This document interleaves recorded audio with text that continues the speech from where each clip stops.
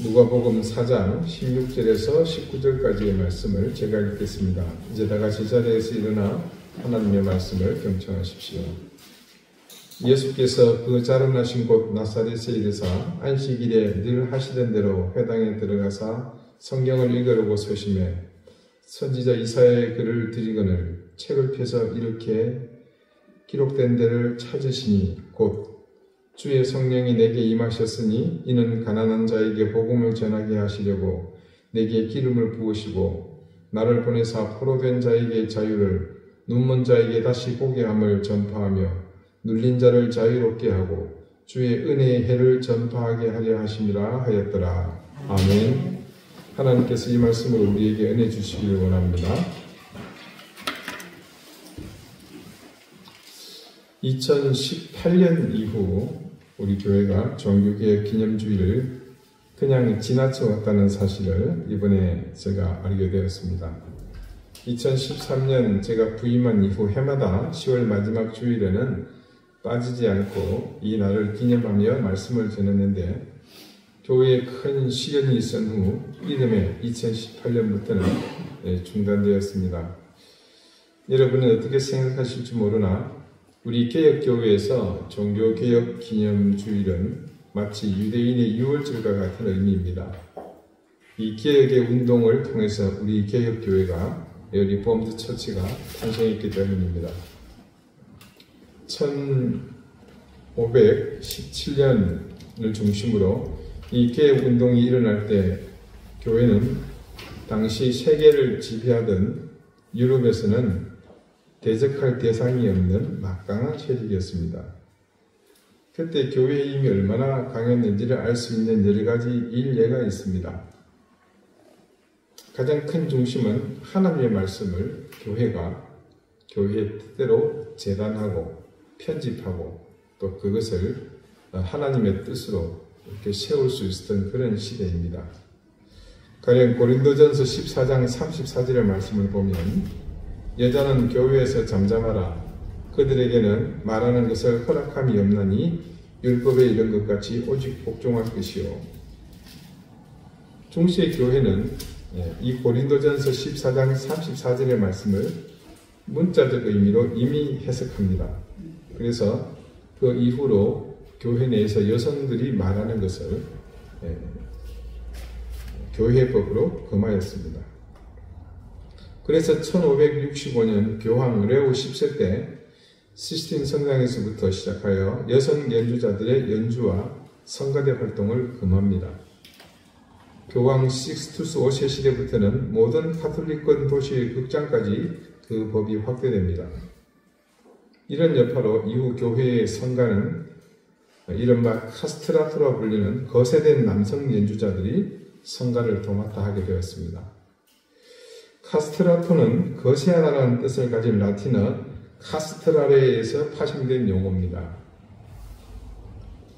이들은 소프라노나 콘트랄로 그러니까 알토 음역을 유지하기 위해서 남성이요 변성기가 되기 전에 생식기를 거세한 남자 성악가를 통칭합니다. 카스트라토는 주로 고아나 가난한 집안의 소년 중에 목소리가 고운 아이들을 골라 선별했습니다. 물론 이 수술은 생명까지 앗아갈 위협이 있어서 법적으로는 금지되어 있었습니다. 그러나 빈곤층들은 부귀를 누리기 위해 자신의 어린 아들에게 이 거세 수술을 시켰습니다. 수술을 받은 소년의 생식 기능은 영원히 없어지게 되고 남자가 성장하면서 나타나는 목소리 변성과 같은 2차 성징이 나타나지 않게 된다고 합니다. 이렇게 2차 성징이 나타나지 않는 카스트라토의 후두는 성인 남자에 비해 3분의 1 정도 작고 또 성대도 남성보다는 짧지만 여성보다는 길게 되며 점차 흉곽이 확장되고 폐 부위에 보다 큰 면적을 갖게 된다고 합니다. 그렇게 되니 카스트라토는 일반인보다도 호흡이 길고 조절도 자유자재로 할 수 있게 됩니다. 이런 효과는 성악 분야에서는 단연 독보적인 기량을 보이게 되는데 그 독보적인 기량이라는 것이 다음과 같습니다. 일반인들과 비교해서 2옥타브 이상을 구사할 수 있는 넓은 음역에 대단한 성량과 기민성 그리고 관통하는 듯한 특이한 음색으로 맑고 힘있는 목소리를 내게 된다고 합니다. 그러니 이들이 공명이 잘 되는 큰 성당에서 노래를 하면 과히 천상의 목소리라는 말이 절로 나왔을 정도라고 합니다. 교회에서 성가를 부를 때 이보다 더 적절한 성악가는 없는 셈이죠. 하지만 어떻습니까? 세상적으로는 돈을 벌기 위해서 생계를 위해서 그랬다 치지만 교회가 예배 때 거룩한 성가를 부를 목적으로 거세를 했다는 것은 도무지 용납할 수 없는 너무나도 비인간적이고 비인도적인 행위였습니다. 하나님께서 과연 거세된 남성의 탁월한 그 목소리로 부르는 찬양을 기뻐 받았을까라는 질문을 하지 않을 수 없습니다. 만약에 하나님께서 그렇게 노래하는 그 목소리를 기뻐하셨다면 처음부터 남자에게 변성기라는 것을 주시지도 않았을 겁니다. 조금만 생각해보면 그런 과거의 만행이 얼마나 부질없는 짓인지 금방 판단할 수 있습니다. 그런데도 교회는 그런 하나님의 생각보다 자신들의 귀를 만족해 하는 일에 이런 비인도적인 짓을 서슴지 않고 감행했습니다. 유럽 중세 유럽의 교회는요, 이처럼 굉장한 힘과 권력을 갖고 있었습니다. 일반 시민의 생사를 종교적인 이유로 피탈할 수 있을 뿐만 아니라 나아가 한 나라의 왕의 권자도 이 교회의 지도자가 흔들 수 있었습니다. 우리가 기억하는 교회의 또 다른 아픈 기억 중 하나는 교회가 시행한 이른바 마녀사냥이었습니다. 정말로 동화 속 가상의 존재가 실제 여인이라는 판단에 따라 몸무게가 작고 젊고 예쁜 여자들을 잡아다가 화형시켜 죽였습니다. 마녀가 뭐 타고 다니죠? 빗자루 타고 다닙니다. 그러니까 무겁고 뚱뚱한 여자는 그걸 못한다는 거예요. 참 재미있는 발상이죠. 그래서 가냘픈 여인들을 그 기준에 따라서 선별하고 장작더미 위해서 무차별 살해했습니다. 그러고 보면 여러분 중세의 미인들을 보면 전부 다가 퉁퉁합니다. 요즘 대부분 젊은 여성들이 바라고 소망하는 그것은 뭐다? 모두가 죽고 싶어서 환장하는 길이라는 것을 여기서 알 수 있습니다. 어쩌면 그때의 교회는 오늘 우리가 생각하는 위로와 은혜가 있는 자리가 아니라 두려움과 공포의 대상이었을 가능성이 다분합니다. 그래서 그 시대는 하나님의 말씀보다 하나님의 은혜보다 그리고 성도의 믿음보다 더 중요하고 힘있는 가치가 있어서 그것을 유지하고 또 지탱하기 위해서 교회의 지도자는 무소불위의 권력을 가져야 했습니다. 하나님의 이름을, 그분의 권능을 교회라는 공동체가 그것도 일부 교회의 지도자들이 자의적 해석을 통해 그들의 도구로 활용한 셈이죠. 저는 코로나를 거치면서 한국 교회가 급격히 쇠락하기 전 마지막 징표로 보았던 한 사건을 떠오르지 않을 수가 없습니다. 그때 정치적인 목적으로 세워진 교회연합회 수장이 교회의 지도자라는 사람이 공개된 자리에서 하나님 앞이라는 명목하에 대통령의 무릎을 꿇게 한 일이 있었습니다. 참으로 암담했습니다. 교회가 끝없는 나락으로 떨어지려 하는구나. 물론 한국의 교회가 전부 그런 것은 아닙니다. 그렇지만 오늘날 한국 교회를 대표하는 지도자의 생각이 그런 수준이라는 것이 너무나 썩을 컸습니다. 그런데 그것은 한 번의 현상으로 그치지 않았습니다. 이 일은 한동안 일부 교계의 지도자들이 목회자와 교회의 업적이라고 생각하는 무용담을 계속 늘어놓는 걸 보았습니다. 결코 그렇지 않습니다. 그것은 잘못된 지도자의 어리석은 판단이 낳은 교회의 수치이고 패배이고 철저한 실패였습니다. 교회는 목사의 뜻을 이루어 나가는 곳이 아닙니다. 한국 상당수 교회는 담임 목사 개인의 카리스마와 남다른 리더십을 통해서 성장해 왔습니다.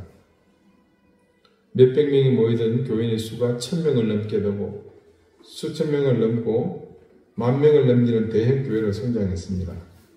그리고 그것을 우리는 대체로 성공한 목회라고 평가합니다. 그리고 수많은 젊은 목회 지망생들은 그와 같은 성공을 꿈꾸며 그런 미래를 동경합니다. 그럴 뿐만 아니라 교회의 평신도 지도자들도 같은 꿈을 꾼다는 겁니다.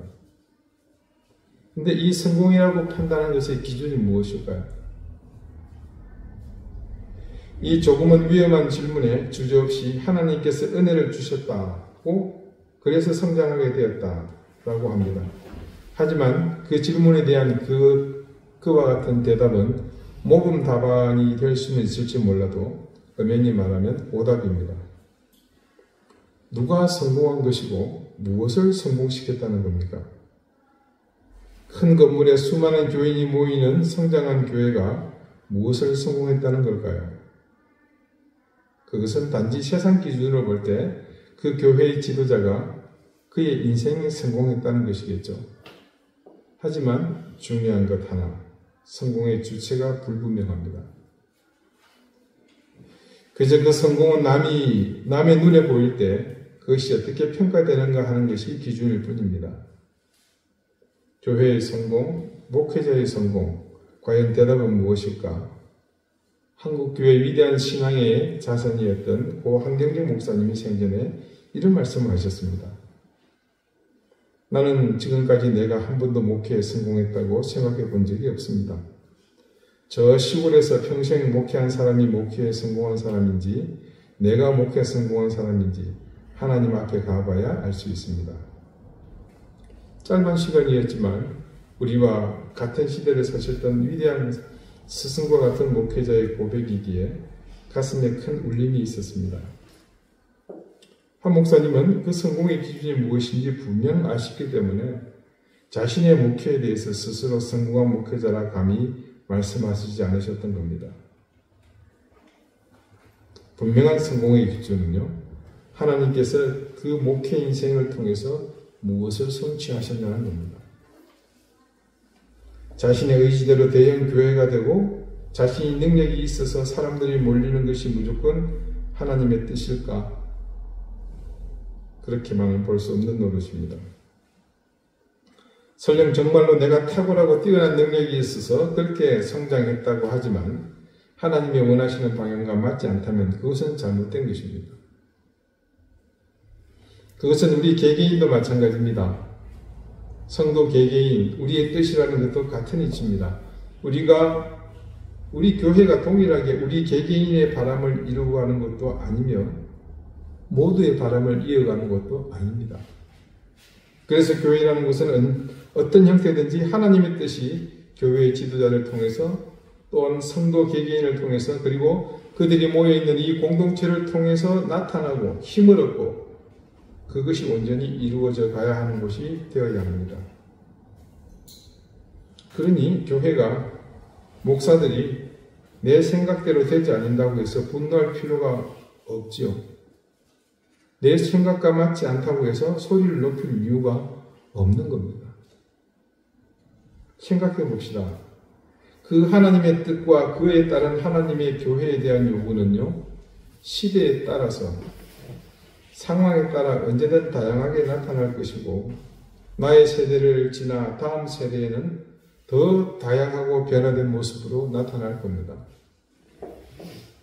그래서 교회는 변하는 시대에 주도적으로 그 시대를 앞서가며 세상의 가치와 세태를 극복하고 넘어서는 더 성숙하고 깊이 있는 리더의 역할을 할 수 있어야 합니다. 그런 더 크고 원대한 사명이 있는데 우리가 우리의 편협하고 틀에 갇힌 사고로 교회의 방향과 정책에 대한 불만을 가지고 나의 만족을 이야기하는 것은 억지입니다. 우리 속에 있는 우리가 가진 그 잣대를 그래서 꺾어야 합니다. 그 수많은 잣대가 모여봐야 뭐가 되겠습니까? 울타리밖에 더 되겠습니까? 세상과 교회를 단절시켜 소통하지 못하게 하는 울타리, 타인과 나를 가로막게 될 울타리, 그리고 나아가 하나님과 나도 가로막는 그런 울타리, 장애물이 될 수도 있습니다. 오늘 말씀을 보니 안식일입니다. 주님께서 당신이 어린 시절 자라나신 나사렛의 회당에 들어가셨습니다. 그때 회당장이 준 것으로 판단이 됩니다만 예수님께 읽으라고 낭독하라고 주신 말씀은 이사야의 말씀이었습니다. 그런데 회당의 유대인들은 하나님의 말씀을 선포하신 주님을 그곳에서 배제하고 이후 내용을 보면 심지어 예수님을 죽이려고까지 했습니다. 오늘의 말씀 가운데 나타난 이 현상에서 미루어 짐작해 볼 수 있는 중요한 사실은요, 회당의 중심과 진리가 하나님의 말씀이 아니었습니다. 여호와 하나님을 경외한다는 자들이 지은 그 회당이 하나님을 경외하는 예배의 심령이 근본이 아니었던 것이죠. 회당의 가운데에 아주 소중히 보관하고 있는 두루마리의 말씀들도 그 회당의 중요한 상징물일 뿐이지 그 속에 기록된 말씀은 그곳의 중심이 아니었습니다. 단지 그곳에 존재하는 그들의 중심에 있는 진리의 근본은 자신들이었습니다. 오늘날 이 땅의 교회도 당시 메시아를 배척했던 그 회당과 같이 사람들이 주인인 것이 너무나 안타까운 현실입니다. 사람이 주인이다 보니 교회 건물을 새로 지으려 할 때도 하나님의 마음은 오간데 없습니다. 하나님이 돋보이고 그의 거룩하신 성품이 드러나거나 긍휼과 은혜를 사모하는 마음보다도 그 교회 구성원들의 존재감이 드러나고 자신들의 의가 기념되는 아름다워져야 하는 그런 모습이 우선될 수 있는 것입니다. 이거는 우리만큼 경험한 사람이 있겠습니까? 교회 건물을 분수에 지나치게 무리해서 지으려는 의도는 그래서 하나님의 뜻보다는 사람의 뜻이 우선되는 선하지 못한 의도 역시 사람들이 주인이기 때문에 가능한 것입니다. 네, 이 증거물이 바로 여러분이 유럽 여행을 하시면 매일 관광하시는 유럽 유명한 도시들을 가득 채우고 있는 거대한 오래된 교회들입니다. 주님의 일이라고 하는 모든 일들도 예외가 아닙니다. 우리가 전도를 합니다. 그때도 그 생각의 중심은 그 영혼을 구원해서 그 사람을 하나님께로 인도한다고 하지만 그 이면에 그것을 체감하고 독려하는 교회 지도자의 마음은 교인의 숫자를 늘려야 하고 더 많은 사람이 모여야 한다는 실제적인 이면의 생각, 즉 앞서 말씀드린 남의 시선에 따라 평가되는 성공의 가치관이 더 강합니다. 여담입니다만 제가 우리 교회를 성장시키고 싶은 욕심이 있다면 저도 많은 솔루션을 가지고 있습니다. 여러분 아마 그렇게 되면 다음 주부터 굉장히 고달픈 시간들을 보내야 됩니다. 누구 아시죠? 모시고 오세요. 그 다음 주는 2명 모시고 오세요. 자, 다음 달에는 전 교인 총동원 주의를 할 겁니다. 여러분 1인당 10분 이상씩 반드시 접촉하시고 모시고 나오세요. 교회는 조금 빚을 지면 됩니다. 그래서 요즘 받기 말고 꼭 하는 많은 상품들을 준비하고 오시는 분들에게 나눠드리면 됩니다. 그렇게 해서 성장해 왔어요.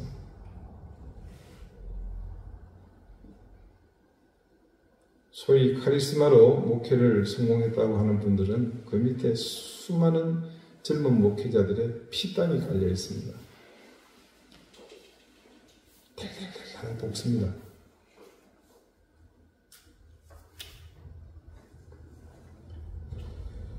그래서요, 남의 교회 다니고 있는 사람도 내 교회로 끌어올 수 있고 멀리 이사를 하여도 몇 시간 걸려서 와야 하고 결혼하는 자녀는 며느리가 됐건 사위가 됐거든 새로운 결혼하는 그 대상을 무조건 내 교회로 끌고 오라는 거부하지 못할 요청을 합니다. 대형 버스, 중형 버스, 소형 버스, 마을 버스, 장난감 버스 다 동원해서 어느 곳에 계시든지 모시고 와서 채워야 합니다. 어떤 행사를 하더라도 또 어떤 프로그램을 하더라도 우리의 생각은 거의 같습니다. 모두 하나님의 뜻과 말씀보다 우리의 뜻과 의지와 바람으로 끌고 가는 것을 봅니다. 지금도 세상에는 쉼없이 교회의 숫자가 늘어나고 있습니다. 코로나로 잠시 주춤하였다고는 하나 여전히 선교 현장에서 그리고 대도시를 중심해서 이 땅에서도 언제까지일지 모르겠지만 교회는 매주 설립이 되고 있습니다. 이 세상이 곳곳에 십자가가 번쩍이는 교회가 가득 채워져야 되는 것은 분명히 하나님의 뜻일 수 있습니다. 세상에 가득한 셀 수 없는 많은 교회가 모두 한 가지 하나님의 뜻을 따르게 된다면, 그래서 그 교회를 세우신 그 목적을 따라 모두가 한 길을 가게 된다면 그것은 아마 하나님이 가장 기뻐하실 우리의 노력이고 칭찬받을 일입니다. 뿐만 아니라 세상도 함께 기뻐할 일입니다. 그러나 그렇지 않고 자신의 존재 방식과 성장에 대한 욕망과 소유에 대한 집착에 매달린다면 결과는 우리가 상상할 수도 없이 끔찍해질 겁니다. 그런 교회가 생겨날수록 이 땅은 더 오염되고 사람들에게서 하나님을 만날 기회를 빼앗아가는 겁니다. 그것은 다른 말로 교회가 복음을 가로막는 그런 형국이 되는 것과 같습니다. 한국의 경제성장이 한창일 때 교회는 그 성장의 중심이 축이 되었다는 판단이 한국 교회 성장에서 빼놓을 수 없는 요인입니다. 한마디로 교회는 세상에서 성공의 가도를 달리는 가장 잘 나가는 공동체였습니다. 실패라는 것을 모르는 항상 주목받는 그런 존재였습니다. 그런 성공과 높아져 보이는 교회가 세상의 수많은 사람들에게 미움과 질시의 대상이 되었다는 사실을 여러분은 생각해 본 적이 있으십니까? 역사를 거슬러 올라가 보면 교회가 세상 가운데서 촉망받고 득세할 때는 위세가 있고 권세가 있었을지 모르지만 속으로는 병들어갔습니다. 그때는 교회가 국가와 시민들 위에 군림했거든요. 하지만 교회가 고난받고 핍박을 받을 때 그 존재의 가치는 더 높았습니다. 훨씬 더 영적 능력이 있었고 진실과 순수한 신앙이 있었습니다. 그래서 교회가 득세할 때는 가난한 이웃에게 공포와 두려움의 대상이었지만 고난과 핍박이 있을 때는 가난하고 소외된 사람들의 진정한 친구가 되어 주었습니다. 오늘 누가복음의 말씀이 증거하는 사실을 봅시다. 주님의 성령이 내게 임하셨다고 합니다. 여러분에게도 그리고 제게도 모두 일어난 일입니다. 그런 사람들이 모인 곳이 바로 교회이죠. 그런데 그런 교회를 허락하신 것은 가난한 자에게 복음을 전하시려는 목적이라고 말씀은 전합니다. 그래서 그 방법으로 복음을 전하게 하시려고 내게 기름을 부으셨고 주님의 능력을 힘있게 하셨습니다. 그리고 나를 보내서 가난한 자들에게 복음을 전하게 하려는 겁니다. 이 가난한 자들이 누구냐? 말씀을 이어서 그 가난한 사람들의 실체를 말해주고 있죠. 돈 없는 사람, 빚 많은 사람, 그런 사람이 아니고요. 포로된 자, 눈먼 자, 눌린 자들, 이런 사람들에게 자유와 포기함, 눌린 것을 자유롭게 하는 일을 하라고 하신 겁니다. 그 가난한 자들, 물질과 권력, 욕망의 포로가 된 자들, 온갖 장애를 안고 살아가는 소외된 이웃을 대변하는 보지 못하는 사람들, 가진 것이 없어서 많이 배우지 못해서 스스로에게, 사람들에게 눌린 사람들. 결국 교회는요, 세상의 낮은 곳으로 나가서 그들의 친구가 되어줄 때 그곳에 은혜의 해가 비치게 된다는 의미가 바로 이 말씀입니다. 이걸 한마디로 요약하면 뭡니까? 복음이거든요.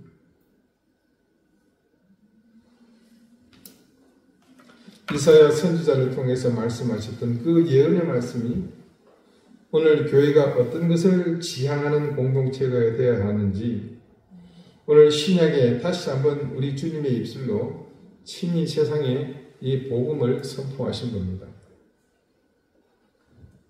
이것이 바로 교회가 해야 할 사명이며 이 땅 가운데 우리의 교회가 서 있는 이유입니다.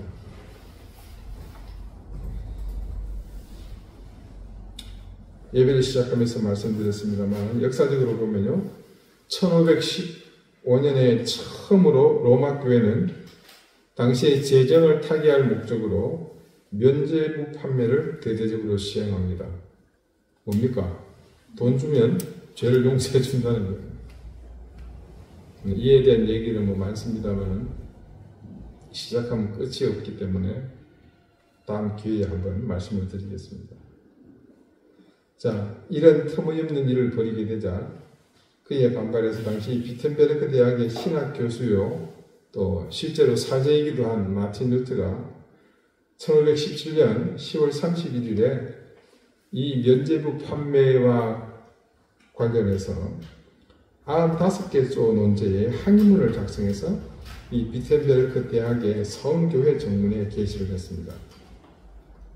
이것이 당시 일반 시민들의 호응을 얻게 되고요. 또 지지를 받습니다. 그리고 점차 유럽 전체로 파급되어서 오늘날 우리가 몸담고 있는 이 개신교회 리폼드 처치가 탄생하게 된 겁니다. 그래서 전 세계적으로 10월의 마지막 날이 있는 이 주간을 종교개혁주의로 기념해서 보냅니다. 당시의 교회는요, 개혁의 대상이라는 불쌍한 이름을 갖게 되었습니다. 가장 선하고 의로워야 할 대상이 개혁의 대상이 된 히리크 역사의 가장 큰 아픔이었습니다. 많은 사람들은 이번처럼 한국교회가 그때처럼 다시 개혁되어야 한다고 말합니다. 자, 8년 전에는요, 종교개혁, 일어난 지 500년이 되는 해였습니다. 그래서 대대적인 행사가 있었습니다.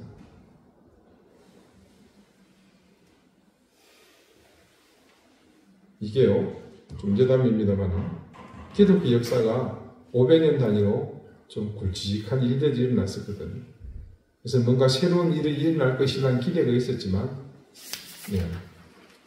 딱히 기대할 게 없더라고요, 또 실제로 보니까. 그 이유를 다음 말씀에서 잠시 좀 설명을 하려고 합니다. 자, 우리 교회가, 한국 교회가 개혁되어야 한다. 그런데 그게 반복되면서요, 모두가 궁금하는 것은 교회가 새로워지는 것에서 그 해결책이 더 이상 없다는 겁니다. 그 평가가 지배적입니다. 대신 이제는 그 교회를 이루고 있는 우리의 의식의 변화가 필요합니다. 그때는요, 교권이 세상과 모든 그리스도인을 지배했던 시대였습니다. 그래서 교권을 가진 주체인 교회가 변해야 하지만 지금은 그때와 완전히 다른 시대가 되었습니다. 그리스도인들이 교권 머리 위에 있죠. 이제는 교회의 구성원인 우리가 모든 열쇠를 쥐고 있는 그런 시대입니다. 절대 권력의 변화를 기대하지 않아도 됩니다. 우리 스스로에게 해결의 길이 있습니다. 그 해결책이 우리에게 있다는 말은 단지 의견이나 제안이 아닙니다.